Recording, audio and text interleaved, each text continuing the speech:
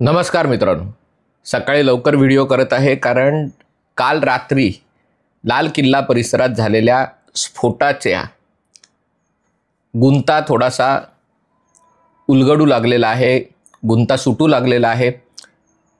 एक जाणवलेली गोष्ट, विशेष जाणवलेली गोष्ट म्हणजे काल हा स्फोट झाल्यानंतर जेव्हा बातम्या यायला लागल्या, म्हणजे स्फोट साधारणतः 6:52च्या आसपास झाला, बातम्या साधारणतः 7:45 ते 7:50च्या आसपास यायला लागल्या आणि त्याच्यानंतर अर्ध्या पाऊण तासामध्ये म्हणजे 8:30 पावणे 9च्या आसपास दिल्लीच्या पोलीस कमिशनरनी त्याबाबत पत्रकारांची जी प्राथमिक माहिती आहे ती शेअर केली, ती पत्रकारांना प्राथमिक माहिती दिली। त्यानंतर रात्री साधारणतः 9-9:30च्या आसपास गृहमंत्री अमित शाह यांनी प्रतिक्रिया दिली। त्यांनी सांगितलं की मी तातडीने त्या घटनास्थळीही जाणार आहे आणि या स्फोटामध्ये जे लोक मृत पावलेले आहेत किंवा मरण पावलेले आहेत किंवा जे जखमी झालेले आहेत त्यांच्या कुटुंबियांची मी जाऊन भेटणार आहे। त्यानंतर गृहमंत्री अमित शाह आणि पंतप्रधान नरेंद्र मोदी दोघांचंही ट्विट आलं, पण त्या ट्विटमध्ये कुठेही बॉम्बस्फोटाचा उल्लेख नाही आहे, उल्लेख फक्त स्फोटाचा केलेला आहे। आणि त्यामुळे रात्री उशिरापर्यंत किंवा अगदी सकाळपर्यंत ही गोष्ट स्पष्ट होत नव्हती की खरंच हा बॉम्बस्फोट झाला होता का दुसरा कसला तरी स्फोट झाला। म्हणजे सुरुवातीला असं वाटत होतं की हा गाडीतल्या गॅस सिलेंडरचा स्फोट झाला असेल, तर पण गॅस सिलेंडरच्या स्फोटामध्ये एवढ्या मोठ्या संख्येने लोक मरणार नाहीत, म्हणजे एवढा मोठा त्याचा धमाका स्फोट होऊ शकत नाही। मग दुसरी चर्चा त्याच्यातनं सुरू झाली की मग जर बॉम्बस्फोट असाल तर खाली खड्डा पडला असता, तो खड्डा नाही पडला किंवा जे लोक मारले गेले त्यांचे मृतदेह करपलेल्या जळलेल्या अवस्थेत नाही आहेत, म्हणजे त्याची तीव्रता एवढीही नव्हती की जशी मोठ्या बॉम्बस्फोटाची असते तशी। आणि त्यामुळे हा अंदाज वर्तवला जाऊ लागला। आणखीन एक गोष्ट जी लक्षात आली ती म्हणजे लाल किल्ल्याच्या आसपास सोमवारी बॉम्बस्फोट करण्याचं प्रयोजन काय। एक गोष्ट म्हणजे लाल किल्ल्याच्या आतमध्येच पोलीस चौकी आहे आणि दुसरी गोष्ट पर्यटकांना लाल किल्ला सोमवारी बंद असतो, म्हणजे ज्या दिवशी गर्दी कमी असण्याची शक्यता आहे। अर्थात हा सगळा भाग तुम्ही जर गेला असाल लाल किल्ला, चांदणी चौक या भागात हा कायम गजबजलेला भाग आहे, तो कधी तिथे असा रिकामा असल्याचं कदाचित 26 जानेवारी वगैरे वगळता असा कधी तिथे रिकामा नसतो। परंतु ज्या दिवशी पर्यटकांसाठी हा भाग बंद आहे त्या दिवशी बॉम्बस्फोट करण्याचं प्रयोजन काय, हा विचारही मनात आल्याशिवाय राहत नाही। आणि त्यामुळे मग जी प्रतिक्रिया अपेक्षित होती केंद्र सरकारकडनं किंवा दिल्ली पोलिसांकडनं ती आल्यामुळे मनात विचारचक्र सुरू झालं। एका दृष्टीने ही अतिशय चांगली गोष्ट आहे, का ते मी तुम्हाला थोड्याच वेळात सांगतो। पण आणखीन एक गोष्ट जाणवली ती म्हणजे जेव्हा या स्फोटाच्या बातम्या यायला लागल्या आणि पोलिसांच्या तुकड्या तिकडे पोहोचतायत ही बातमी यायला लागली, तेव्हा त्याच्यामध्ये फॉरेन्सिक युनिट किंवा फॉरेन्सिक स्टडीज त्याची जी संस्था आहे त्याचे देखील अधिकारी तिथे पोचल्याचं कानावर आलं। ही अतिशय महत्त्वाची गोष्ट आहे।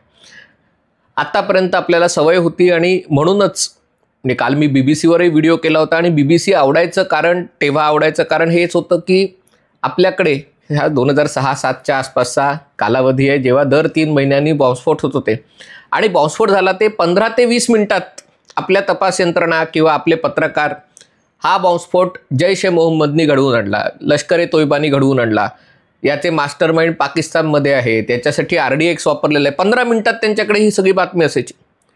म्हणजे जर एवढी सगळी माहिती तुम्हाला बॉम्बस्फोट झाल्यानंतर 15व्या मिनिटाला मिळू शकते तर मग बॉम्बस्फोट झाला कसा। नंतर लक्षात आलं की ही सगळी माहिती IQ असायची, कुठलेही त्याच्यात शहानिशा केलेली नसायची। आणि या उलट जेव्हा लंडनमध्ये बॉम्बस्फोट झाले होते, तेव्हा बस बॉम्बस्फोट झाले होते 2005 साली येते, तेव्हा 2-3 दिवस ना BBCनी ना तपास यंत्रणांनी कोणी तिथल्या कोणाला कोण याच्या मागे आहे काही घोषित केलं नव्हतं। सस्पेक्ट असंच ते वापरत होते। पण त्यानंतर जेव्हा पत्रकार परिषद घेतली तेव्हा सगळे तपशील उघडून दाखवले। याला एका प्रकारची समंजस पत्रकारिता, समंजस हाताळणी म्हणता येऊ शकेल। काल सरकारकडनं अशाच प्रकारच्या समंजस हाताळणीचं प्रदर्शन झालं पत्रकारांकडून. दुर्दैवाने ते झालं नाही. कदाचित पोलिसांच्या आधी किंवा पोलिसांच्या बरोबरीने म्हणजे स्थानिक पोलीस पोचले तेव्हाच पत्रकार तिकडे पोचले आणि अनेक TV चॅनलच्या पत्रकारांनी ते जे स्फोटातले भाग असतात गाडीचे ते हातात घेऊन दाखवायला सुरुवात केली की बघा हा गाडीचा जळता तुकडा आहे. आता तो त्याच गाडीचा होता का आणखीन कुठल्या गाड्यांचा, आजूबाजूच्याही गाड्यांचं नुकसान झालं त्याचा होता कल्पना नाही. पण जेव्हा कुठलाही गुन्हा होतो आणि त्याच्यातही दहशतवादासारखा किंवा बॉम्बस्फोटासारखा गुन्हा होतो, मी धरून चाललोय हा बॉम्बस्फोट आहे, त्याच्यात सरकार योग्य वेळेला त्याच्याबाबत खुलासा करेल की हा बॉम्बस्फोट केला गेला होता का अपघाताने, म्हणजे बॉम्ब ठेवला होता पण तो ट्रिगर झाला नाही. कारण बॉम्ब फुटण्यासाठी टायमर पाहिजे, ट्रिगर पाहिजे, या तिन्ही गोष्टी जुळून आल्या, स्फोटकं पाहिजेत. त्यातली एखादी गोष्ट जरी चूक झाली तरी तो फुटतो तसं नाही. आणि त्याच्यामुळे अपघाताने हा म्हणजे बॉम्ब स्फोट करण्याचा हेतू होता परंतु तो फुटला नाही किंवा तो इकडनं तिकडे घेऊन जात असताना त्याचा अपघाताने स्फोट झाला. हे सरकारच्या तपासात या गोष्टी येतीलच. पण जेव्हा अशी घटना घडते तेव्हा पत्रकार तिथे त्या गाड्यांचे पार्ट हातात घेऊन दाखवतात. इतकी अशिक्षित पत्रकारिता किंवा TRPसाठी हपापलेली पत्रकारिता अजूनही या देशात आहे, याचं वाईट वाटलं. इथे जर अधिक समंजसपणा दिसला असता. काही जण म्हणतात मग दिल्ली पोलिसांची चूक आहे, त्यांनी तो जसं परदेशात सगळ्या पट्ट्या लावतात आणि क्राईम सीन म्हणून का नाही केलं. मी त्याच्याबद्दल आत्ता मत व्यक्त करणार नाही कारण स्फोटामुळे खूप दूरवरपर्यंत हा सगळा याचे सुटे भाग उडले होते आणि गर्दीच्या ठिकाणी पत्रकार पोलीस सुरुवातीला जसंही म्हटलं की पोलिसांच्या स्थानिक तुकड्या पोचतात, त्यांच्याकडे हे ज्ञान असतं जसं नाही. पण पत्रकारांकडनं अधिक जबाबदारीचं वर्तन अपेक्षित होतं. जे काही तपशील आत्ता समोर आले, पुन्हा मी म्हणतो यासाठी सरकारकडनं अधिकृत माहिती येईल त्याच्यासाठी थांबा, खातरजमा केलेली चांगली. पण बातम्या, वृत्त, मतं हे काही थांबत नाहीत. ट्विटरवर तर तुम्ही अडवून धरलं तरी पूर त्याचा येत असतो. आणि त्यामुळे जी माहिती समाज माध्यमांच्या हवाल्यांनी, माध्यमांच्या हवाल्यांनी समोर येते त्याच्यामध्ये ही पांढऱ्या रंगाची I-20 गाडी होती. तिचे वेगवेगळ्या CCTV कॅमेरामध्ये त्या भागात येतानाचं चित्र दिसलेली आहेत. असं म्हटलं जातं आहे की जिथे स्फोट झाला त्याच्याजवळ ती पार्किंगमध्ये मशीद होती. तिथे मशिदी, कारण या भागामध्ये अनेक मंदिरं, हिंदू मंदिरं, जैन मंदिरं, गुरुद्वारा, मशीद, चर्च, सगळ्या गोष्टी, सगळ्या प्रार्थनास्थळ तिथे आहेत. मशिदीच्या पार्किंगमध्ये त्याच्या जवळ ती 3 तास उभी होती. आता तिथे त्याचा स्फोट करायचा होता, तो झाला नाही म्हणून गाडी दुसरीकडे घेऊन नेली जात होती का काय हे सगळं तपासच स्पष्ट होईल. पण तिकडनं ती संध्याकाळी 6:30च्या आसपास ती दुसरीकडे नेण्याचा प्रयत्न चालू असताना तो स्फोट झालेला आहे. आणि त्यामुळे त्याच्या मागचा हेतू काय, म्हणजे एकतर तो स्फोट झाला नाही आणि म्हणून तपासायला लोक दुसरीकडे गाडी घेऊन जात असताना स्फोट झाला का स्फोट करण्यासाठी नेत असताना स्फोट झाला, त्याचा हेतू काय होता, कोणाला मारण्याचा हेतू होता, कोण होता, हे सगळे तपशील बाहेर येतील. पण गाडीची मालकी आहे ही हरियाणामध्ये, ती HR-26 गाडीचा गुरुग्राममध्ये रजिस्ट्रेशन आहे. गाडीचा मूळ मालक कोणतरी नदीम खान आहे. त्यांनी नदीम खाननी सलमान खानला विकले, सलमान खाननी आणखीन त्याच्यामध्ये काही मालकी बदलली आहे. पण शेवटचा मालकी 29 ऑक्टोबरला ही गाडी विकली गेलेली आणि ती पुलवामामधल्या एका व्यक्तीला विकली गेलेली आहे. त्याचं नाव अजूनही जाहीर केलेलं नाही. चांगली गोष्ट आहे. तसंही म्हणलं की समंजसपणाचं गोष्ट आहे, कारण लगेच साप म्हणून भुई धोपटायची 24 तास, अजून या घटनेला 24 तासही झालेले नाहीत, त्याच्यामध्ये गरज नाही आहे. पण ही गोष्ट आपण सगळ्यांनीच विचार करण्यासारखी आहे. माझ्याही बाबतीत घडलेली आहे, तुमच्याही बाबतीत, की आपली जेव्हा सेकंड हँड गाडी विकायला जातो, बरेचदा 10 वर्ष 12 वर्ष झालेली असते आणि तेव्हा 4-5 हजार रुपये जास्त मिळतील आणि तेव्हा हे या RTO आणि यांची पण चूक आहे. कारण तुम्ही तुमच्या दृष्टीने काही करायला गेलात की तुम्हाला कुठल्याही गोष्टी करता येत नाहीत. मग कुठलं तरी RC बुक नसतं, हे नसतं, काहीतरी कागदपत्र नाही म्हणून तुमची अडवणूक केली जाते. आणि मग तुम्ही नवीन गाडी घेणारा तिथला एजंट किंवा कोणतरी अशी व्यक्ती असते, ती विशिष्ट वर्गातलीच असते, त्यांना मात्र सगळ्या गोष्टी पटकन करून मिळतात. आणि त्यामुळे मग तुम्ही विचार करता जाऊ दे, कोण त्या RTOच्या मागे तगादा लावणार, आणि कारण कुठली तरी 10 वर्षात कुठली तरी कागदपत्र गहाळ झालेलीच असतात आपली. आणि त्यामुळे तुम्ही कोणतीही शहानिशा न करता तुमची गाडी त्या एजंटला विकता. माझ्या बाबतीत माझी मोटरसायकल अशी मी विकली होती आणि तो म्हणला होता, कारण त्यातलं कुठलं तरी एक कागदपत्र सापडत नव्हतं, कारण 10 वर्ष जुनी होती, तर मी सगळं करून घेतो आणि तुम्ही नवीन गाडी घेऊन जा, तसं म्हणून ज्या दुकानातनं घेतली तिकडनंच गाडी घेऊन गेलो होतो.